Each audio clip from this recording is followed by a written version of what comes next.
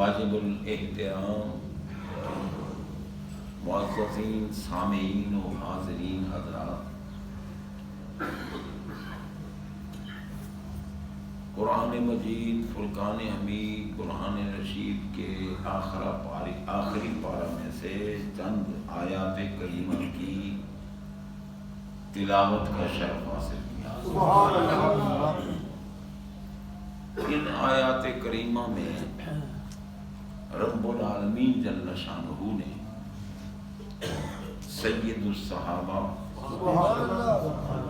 امام الصحابہ، قائد الصحابہ، افضل الصحابہ، پیکر شرک و صفا، منبع مہر و وفا، مقتدائے مہاجر و انصار، دیائے عشق کا شہریار، جانشین احمد مختار، اصدق الصادقین، امام المتقین، خلیفۃ الرسول بلا فصل، افضل البشر بعد الانبیاء، درسگاہ محمدیہ کے تلمیذ اول، سبحان اللہ، دور رسالت کے کلیم اول، حضرت سیدنا ابو بکر صدیق اکبر رضی اللہ تعالی عنہ کی شان و عظمت کا ذکر ہوا ہے۔ سبحان اللہ۔ ہم اہل سنت و جماعت کا فتنوں سے محفوظ ہوتے ہوئے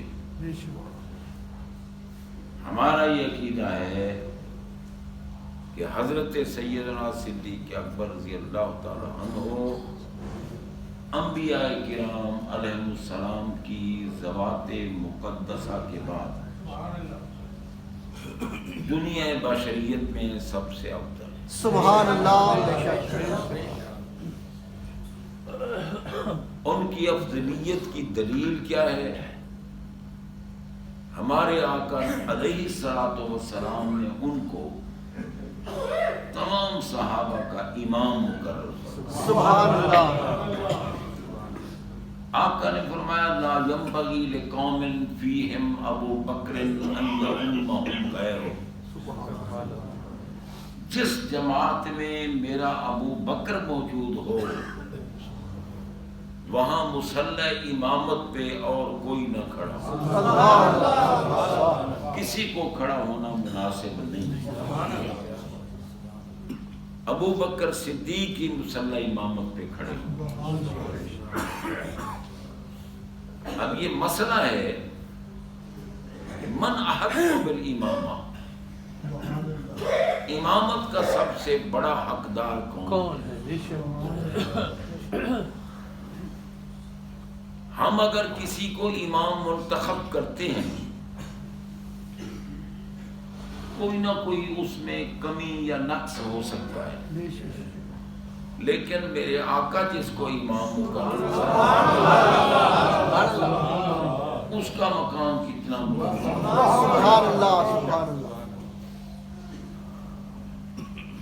اسی لیے تو حضور علیہ الصلوۃ والسلام ایک مرتبہ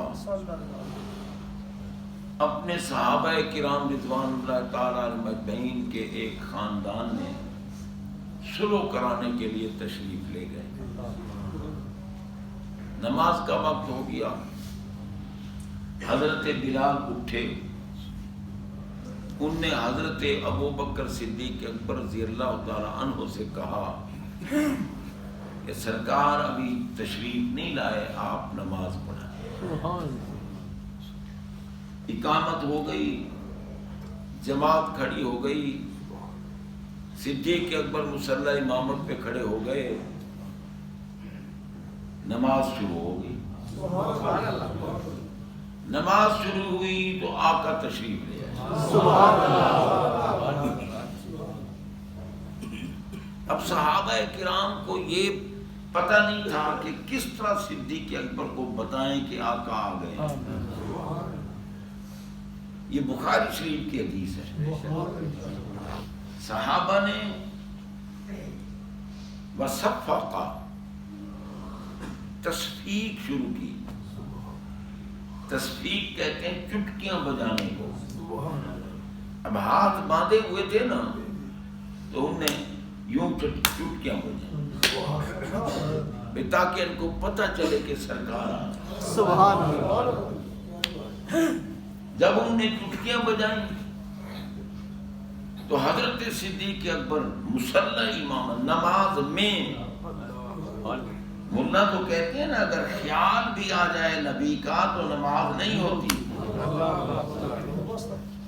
اگر کسی کامل ولی کا خیال آ جائے تو نماز نہیں ہوتی.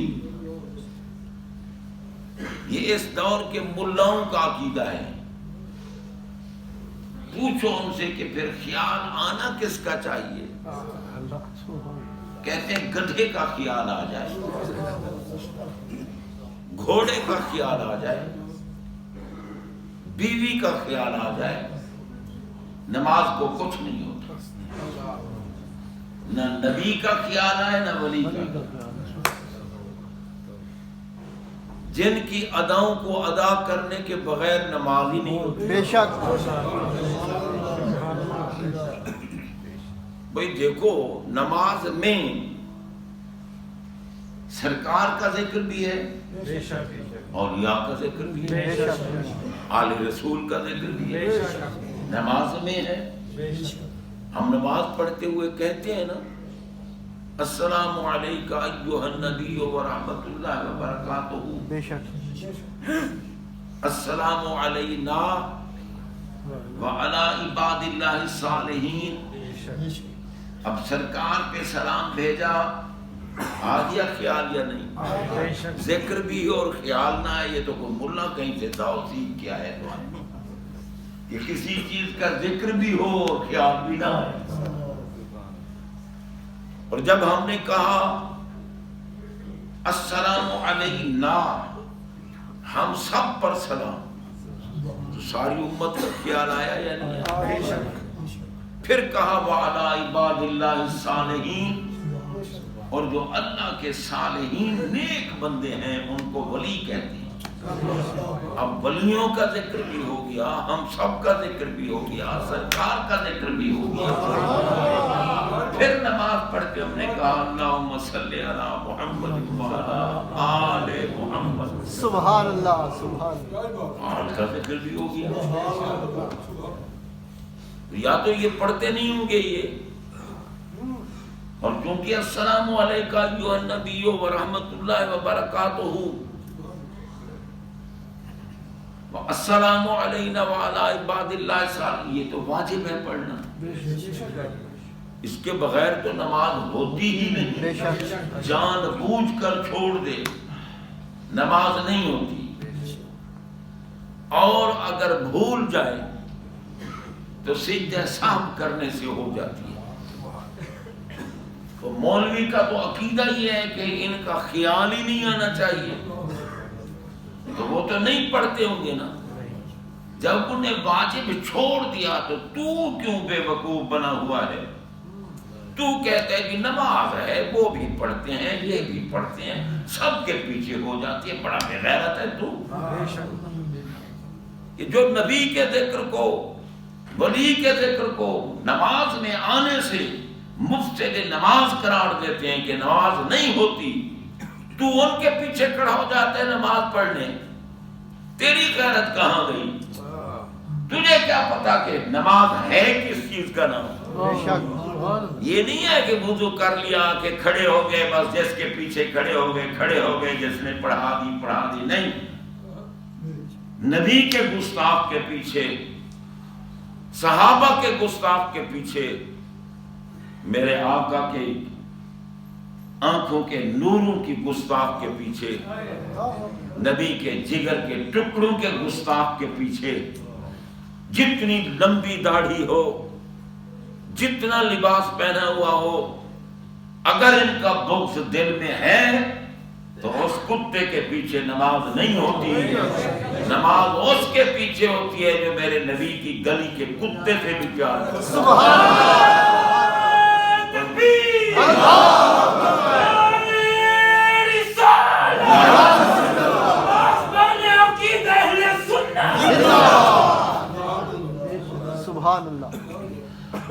बेचारा भूल के नारा लगवा भी देना, मैं तो चाहता हूँ कि यार न लगाओ नारा, ताकि टाइम थोड़ा होता है, मैं दो बातें आपको सुना।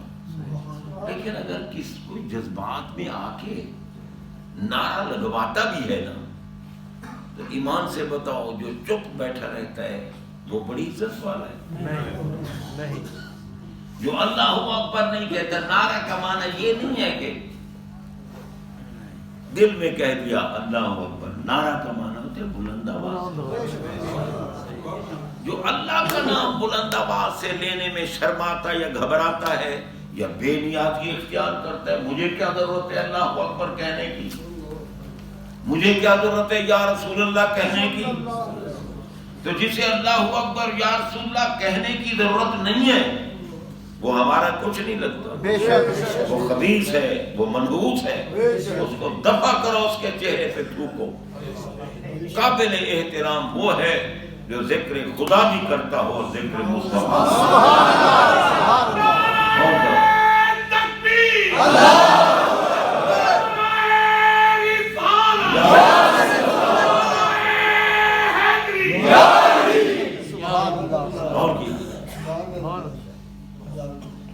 जनाबे बंदा, हमारे आका अलैहिस्सलातु वस्सलाम का जिक्र ही तो कामिल नमाज।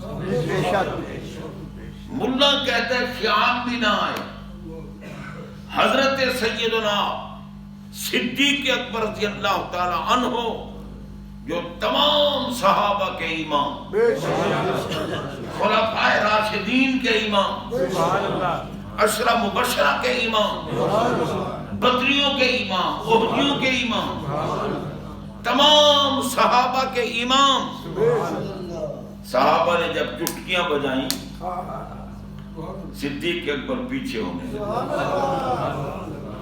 नमाज में एहतराम हो रहा है, सुभान एहतराम हो रहा है नमाज में। सरकार ने फरमाया उमकुस मकानक या अबा बकरिन, अबू बकर अपनी जगह पे खड़े रहो। अब इस जुमले पे गौर करो, अपनी जगह पे खड़े रहो। सरकार ने फरमा दिया, दुनिया को बता दिया, अगर अबू बकर अपने मुसल्ले पे खड़ा रहता तो मैं मोहम्मद भी इसके पीछे नमाज।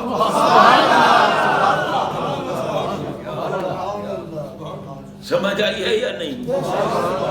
मन घड़त बात नहीं सुना रहा, हदीस पाक है भाई। लेकिन हजरत सैयदना सिद्दीक अकबर रज़ियल्लाहु ताला अन्हु पीछे हो गए। नमाज में नमाज टूटी नहीं, सरकार मुसल्ला इमामत पे खड़े हो गए। जहां से नमाज जहां से हो रही थी वहीं से शुरू। अब भी तू बकवास करते है नबी हम जैसा है, तो तेरे पीछे तो नमाज ही नहीं होती और मेरे आका की वजह से तो नमाज टूटती ही नहीं।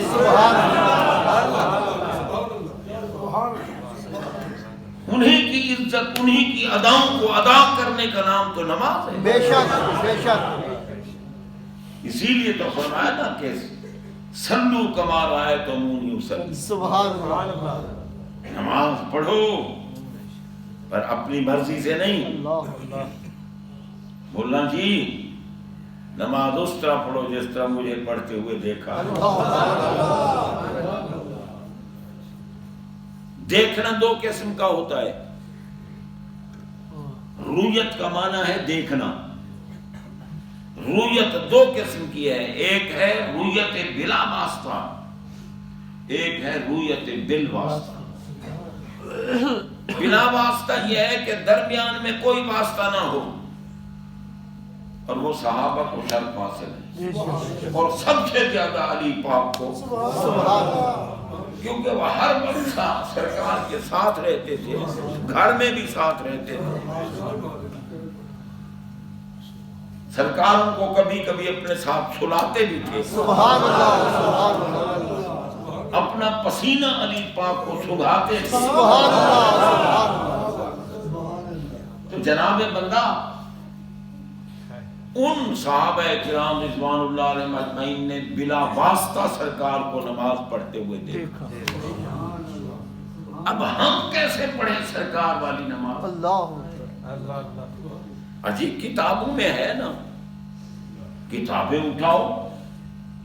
کوئی کتاب کہتی ہے ہاتھ یہاں باندھو عورتوں کی طرح، کوئی کہتی ہے ناک کے نیچے باندھو، کوئی کہتی ہے باندھو ہی نہ، کوئی کہتی ہے صرف تکبیر تحریمہ کے وقت رفع یدین کرو پھر نہ کرو، کوئی کتاب کہتی ہے کہ ہر رکن کی تبدیلی میں رفع یدین کرو، کوئی کچھ کہتی ہے کتاب، کوئی کچھ کہتی ہے. بتاؤ کون سی کتاب صحیح ہے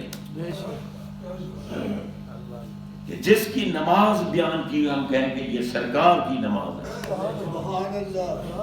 اگر تم چاہتے ہو کہ ہم وہی نماز ادا کریں جو ہمارے آقا والی نماز ہے تو کسی کامل ہستی کے دامن سے وابستہ ہو.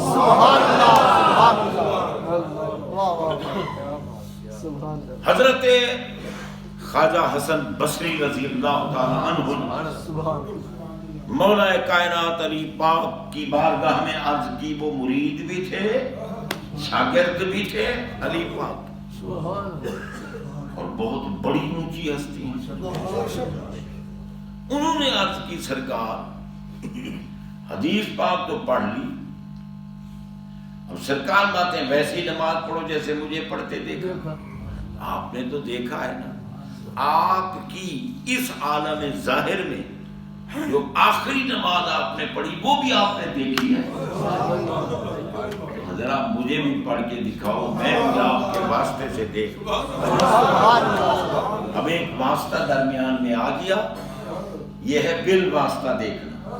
دیکھ لیا حضرت خواجہ حسن بصری نے علی پاک کے واسطے سے نبی پاک کی نماز. پھر علی پاک نے کہا حسن اب تم یہ نماز آگے پڑھ کے دکھاؤ. انہوں نے خواجہ عبد الواحد کو پڑھ کے دکھائی، انہوں نے حضرت فضیل کو پڑھ کے دکھائی، انہوں نے ابراہیم ادہم کو پڑھ کے دکھائی. اسی طرح یہ سلسلہ چڑھتا گیا. اسی کو کہتے ہیں خلیفہ مجاز. جب دیکھا نا مرشد کامل نے کہ اب یہ سرکار والی اداؤں کو اپنا گیا ہے تو کہا آگے سکھا تجھے اجازت. اس کو خلیفہ مجاز کہتے ہیں. آج کل تو پیروں کو بھی پتہ نہیں، وہ کہتے ہیں خلیفہ مجاز. ارے مجاز تو نقل کو کہتے ہیں، ایک ہے حقیقت ایک ہے مجاز. مجاز تو من گھڑت چیز ہوتی ہے. تو جو پیر ہے ہی مجاز، وہ کامل کہاں ہوگا؟ جس کو پتہ ہی نہیں کہ مجاز کیا ہے اور مجاز کیا ہے.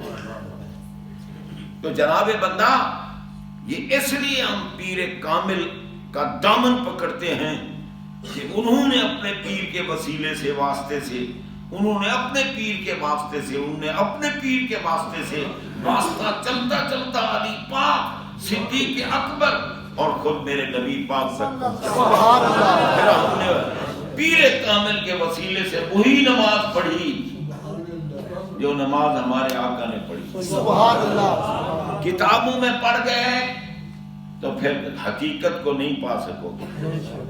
بس مرشد کامل کا دامن تھامو. اور مرشد کامل وہ نہیں ہوتا جو کتا بھنگ پی رہا ہو، جو چرس پی رہا ہو، جو نشہ کر رہا ہو، جو نماز چھوڑ رہا ہو، جو حرام کھا رہا ہو، جو عزتیں لوٹ رہا ہو. وہ ڈاکو ہوتا ہے، وہ پیر نہیں ہوتا. پیر وہ ہوتا ہے جسے دیکھو تو مدینے والے کے وسیلے سے اللہ کا دیدار ہو. پیر کامل صورت زندے الہ یعنی دیدے پیر دیدے کبری. تو حضرات محترم یہ ہے میرے آقا علیہ الصلوۃ والسلام کے فرمان پہ عمل کرنا. اگر ضرورت نہ ہوتی تو سرکار نہ فرماتے کہ چلو نماز تو پڑھنے ہیں نا جیسی پڑھنے. حضرت صدیق اکبر رضی اللہ تعالیٰ عنہ نے نماز میں سرکار کی کا ادب کیا. پتہ چلا ان کا عقیدہ یہ تھا کہ سرکار کے تصور کے بغیر نماز ہوتی نہیں. سبحان اللہ بے شک. وہ پیچھے کھڑے ہو گئے، میرے آقا علیہ الصلوۃ والسلام آگے کھڑے ہوئے، نماز مکمل ہو گئی. سرکار میں آیا، ابو بکر میں نے جو فرمایا تھا کہ کھڑے رہو اپنی جگہ پر اور نماز پڑھاتے رہو، تم پیچھے کیوں ہٹ آئے؟ عرض کی سرکار ابو قحافہ کے بیٹے کی کیا طاقت کہ نبیوں کے سردار کے آگے یہ ان لوگوں کا عقیدہ تھا. باقی باتیں اگلی جمعہ آخر دعوت میں